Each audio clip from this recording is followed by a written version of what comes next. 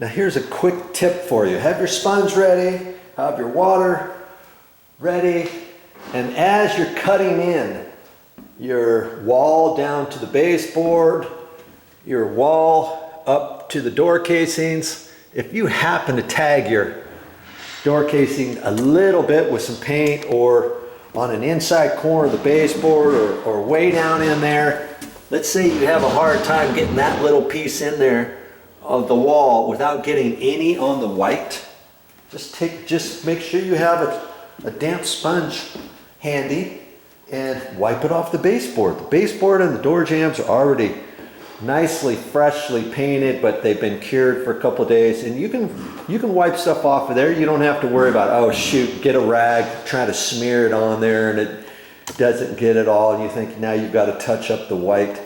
door casings or the white baseboard. You know, just have your